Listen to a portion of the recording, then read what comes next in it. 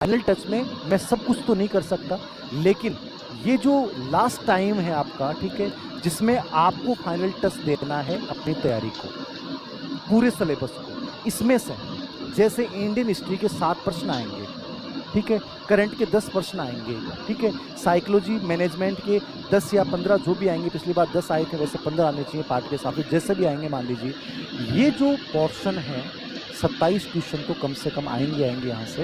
यदि 15 आ गए तो लगभग ये 32% हो गए। 30% जी होते हैं 40% के लिए। मैं ये चाह रहा हूँ कि 27% फाइनल टच के लिए, बाकी पार्ट अपने हिसाब से आप तैयार कर लो जहाँ से भी पढ़ रहे हो। इस फाइनल टच प्रोग्राम में स्पेशली पहला ग्रेड फर्स्ट के लिए इसमें हम कोशिश करेंगे कि 7% इंडियन हिस्ट्री के जितने भी PYQ बेस हो सकते हैं वो मैं एक छोटी सी टेस्ट सीरीज, बहुत 11 रुपये के आसपास रहेगी, 11-21 रुपये, ठीक है, उसमें हम टेस्ट करवाएंगे। टेस्ट दें तो अच्छी बात है, मैं उसको यूट्यूब पे करवाऊंगा, मतलब वो टॉपिक पूरा कवर हो जाए, इस प्रकार से PYQ के माध्यम से समझा दूंगा।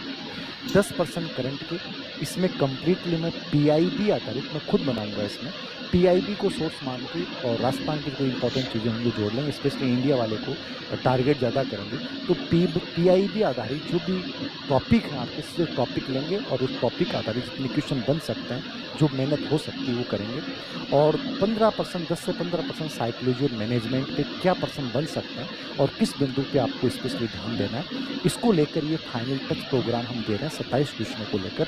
ये कोशिश करूँगा कि वीक में 2 दिन या 3 दिन मैं यूट्यूब पे आके इनका सॉल्यूशन करवाऊँ, उससे समझाऊँ आपको।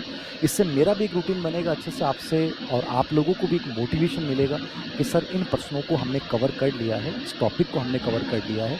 और मेरा उद्देश्य ना तो इसमें डराना रहेगा, कई बार होता है अपन टेस्ट सीरीज जारी करते हैं तो उसमें ऐसे प्रश्न डाल देते हैं, ऐसे अनावश्यक के डाल देते हैं, बच्चा डर जाता है कि यार मैंने जो किताब पढ़ी उसमें तो प्रश्न आ ही नहीं रहा है, बच्चा डर जाता है, क्योंकि एग्जाम में वो चीज़ें इतनी पूछी नहीं जाती हैं। कहीं ना कहीं हमें एक समझ बनानी है, एक संतुलित रवैया अपनाना है कि सच में जो एग्जाम में पूछा जाता है हमें वो पढ़ना है।